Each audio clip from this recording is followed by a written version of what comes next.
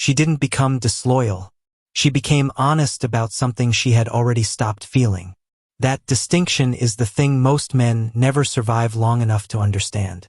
They spend years believing they have a loyal woman, trusting the history, trusting the years, trusting the sacrifice, and then watch it dissolve in ways that seem to come from nowhere. She didn't change overnight. The loyalty didn't vanish in a moment. It had been quietly draining for months, possibly years, while he was operating on an assumption so deeply embedded he never thought to question it. The assumption is this: that loyalty, once earned, remains. That once she chose him, once she committed, once she built a life alongside him, that foundation held regardless of what happened to the man standing on it. That her loyalty was a fixed trait, a moral constant, something she either possessed or didn't. And if she possessed it, which he believed she did, then it was his. Permanent, secure, already paid for. That assumption is not just wrong. It is the precise belief that makes betrayal not only possible but structurally inevitable. Picture a man who gave a decade of his life to a relationship. He provided. He stayed. He showed up through everything. Through her difficult seasons, through financial pressure, through the accumulated weight of building something real. He was present in all the ways that matter. And he believed that record, that decade of demonstrated commitment, was the thing that secured her loyalty. He was wrong about what her loyalty was actually secured by. A woman's loyalty is not a reward for your history. It is a response to your present. This video will explain exactly what that means, and what it costs a man who spends years earning loyalty through the wrong currency. What comes next will not be comfortable, but it will be accurate. Here is the pattern, and it is more common than anyone admits. A man builds. He works, he provides, he stays consistent, he endures. He is the kind of man who keeps his word, who does not leave when things get hard, who treats commitment as something sacred. And early in the relationship, this is reflected back to him. She is engaged. She is warm. There is a quality of mutual investment that makes the whole thing feel real and grounded. Then, slowly, something changes in her. Not in her words, in her energy. She is less present, less curious about his world, less willing to offer the warmth that used to come without effort. He notices but tells himself it's a phase. Relationships have seasons.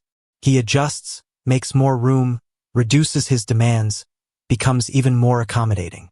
The distance grows anyway. He begins to work harder at keeping the peace, apologizing sooner, conceding more, absorbing her coldness without naming it. Because he believes the relationship is an investment that compounds. That the longer he stays and the more he gives, the more secure his position. He is purchasing loyalty with sacrifice, he thinks. He is earning permanence with patience.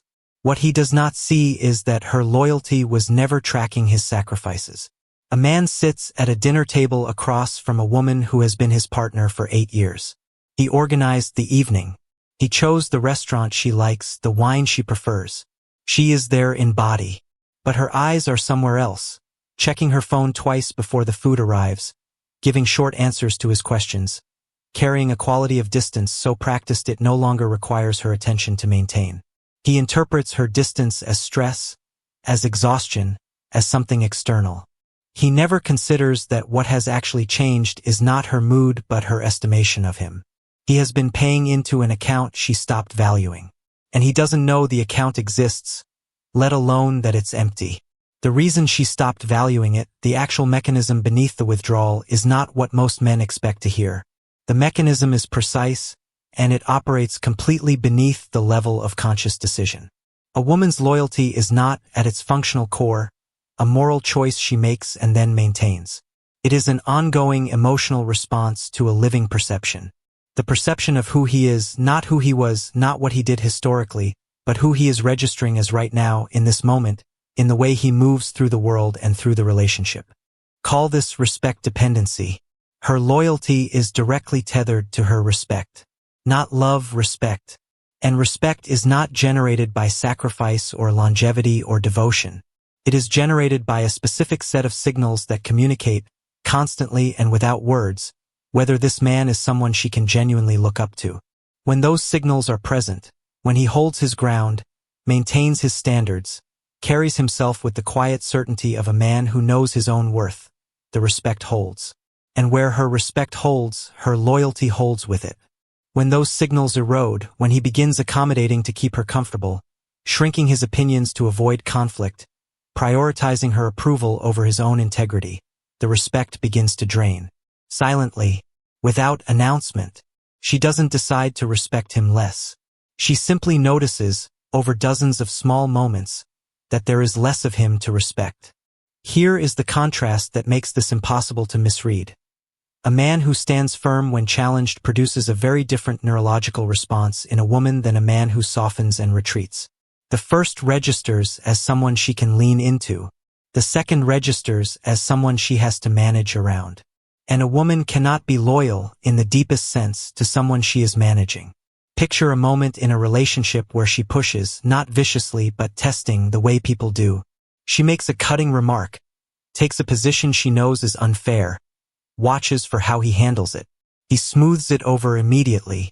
He apologizes, deflects, retreats to peace. She accepts the peace. Something in her files a record. He moved. His line moved. That record accumulates. Respect is not what she says she feels. It is what she cannot help feeling when a man refuses to become what she needs him to be in the moment. What this looks like played out across the texture of a real relationship, in the specific moments where loyalty quietly begins its exit, is what comes next. It never looks like a single betrayal. It looks like 100 small erosions that nobody names until the structure collapses. A woman makes a decision that her partner clearly disagrees with. Not catastrophic, a social plan, a financial choice, something in the middle range of significance. He objects mildly. She pushes back. He holds his position for approximately 40 seconds, then lets it go. She gets what she wanted. But what she received along with it is information, that his stated position and his actual position are two different things. That he will move if she applies the right pressure. She stores that information. 3 weeks later she tests something slightly larger. Same dynamic. He retreats faster this time, having learned that early accommodation costs less than sustained conflict. She notices the acceleration. The respect dial moves another increment in the wrong direction. It shows up in how she talks about him to others. Not dramatically at first, subtle shifts in framing. Less pride. Slightly more exasperation. The particular tone of a woman who has started to see her partner as someone she navigates rather than someone she admires. It shows up in how she responds to other men. A colleague who doesn't defer to her. A man at the gym who speaks his mind without checking her reaction first. She is not looking for an affair, but she is noticing, with a frequency that is new and unsettling to her, what confidence looks like from the outside because she has stopped seeing it up close. The reframe that lands with force. She is not comparing him to other men because those men are better. She is comparing him to a standard he used to meet and no longer does. He looks at the relationship and sees a decade of loyalty demonstrated. She looks at the relationship and sees a man she once looked up to who has spent 2 years becoming someone she manages. Those are two completely different relationships, and they are both happening simultaneously, between the same two people, with neither one fully visible to the other. A man sits across from his partner at a dinner she organized, talking about plans he made without her input. There is something different in his posture. He is not managing the conversation around her mood. He is simply present, sure, unguarded. She is paying attention in a way she hasn't in months. She doesn't know why. He hasn't changed anything visible. What changed is what lives beneath the visible. And that is the part nobody explains. Here is the full truth, and it is not comfortable for either party in the dynamic. A woman's loyalty was never designed to be unconditional. Not because she is faithless, not because she is calculating, but because her psychology is wired for something specific, and that specific thing is not permanence, it is alignment. She is loyal to the version of the man she is currently experiencing. When that version changes, when the man who once carried himself with conviction becomes the man who can be moved with discomfort, her loyalty responds to the change. Not in words, in the quiet withdrawal of something he thought was secured. This is the truth that will divide the comments, and it deserves to be stated plainly. A woman does not owe a man loyalty in proportion to what he has sacrificed. She feels loyalty in proportion to how much she respects who he is right now. History is not currency in this system. The decade of sacrifice, the years of presence, the accumulated proof of devotion, none of that produces respect if the current version of the man does not produce respect. She cannot manufacture a feeling her nervous system is no longer generating. She cannot respect what she can no longer see. And here is the deeper layer that makes this genuinely hard to hear. The erosion is often caused by the devotion itself. The man who loves so fully that he reorganizes himself around her comfort, who softens every edge to preserve her peace, who concedes every conflict to maintain the connection. That man, through the very acts of his love, removes the qualities that generated her respect. He does not become unworthy because he is a bad man.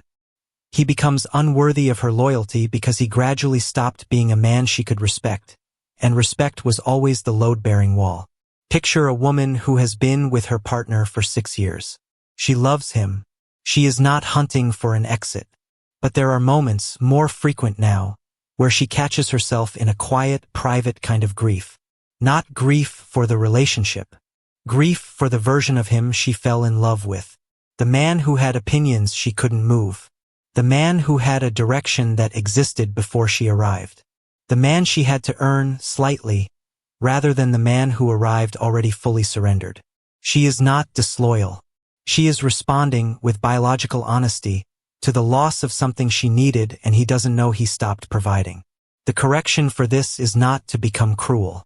It is not to manufacture conflict. It is something more difficult and more permanent than either. The shift a man needs to make is not behavioral. Behavioral changes without interior change are performances, and performances are readable as performances. The real shift is in what he treats as non-negotiable. A man who understands what actually sustains a woman's loyalty stops trying to earn it through accommodation. He understands, at the level of his daily behavior, not just his intellectual awareness, that her respect is not generated by his sacrifice. It is generated by his consistency. Consistency of character. Consistency of standards. Consistency of being recognizably, unchangingly himself regardless of her emotional weather. That man does not concede his position because she goes cold. He holds the position warmly without aggression, without the need for her to agree. He does not reorganize his plans around her mood.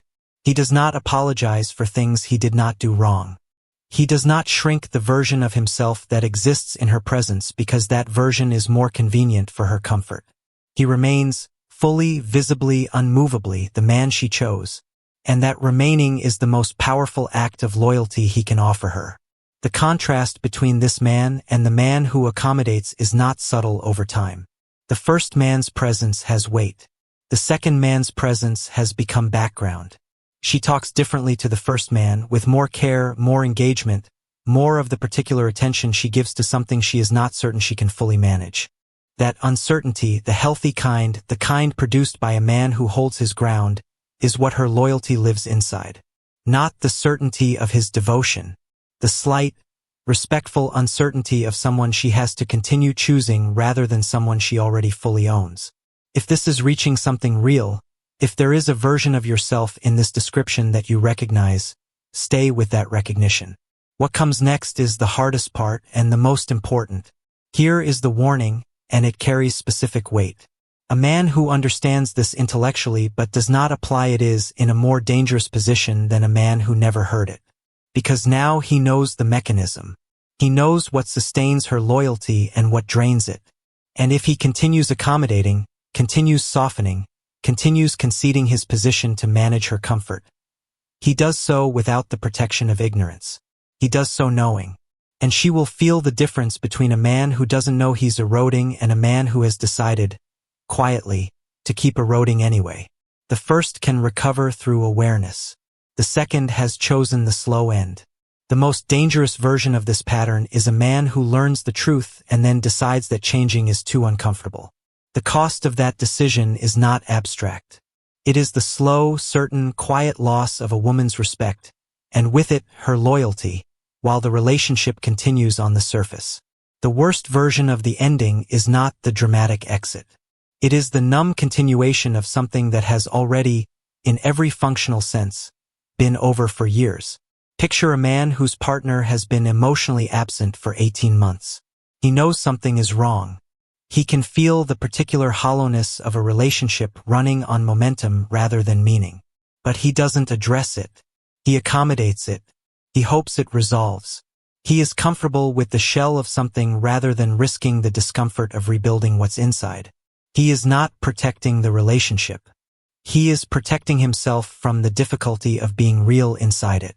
What becomes possible when a man holds his ground, maintains his standards, and refuses to trade his identity for relational comfort is not a guarantee.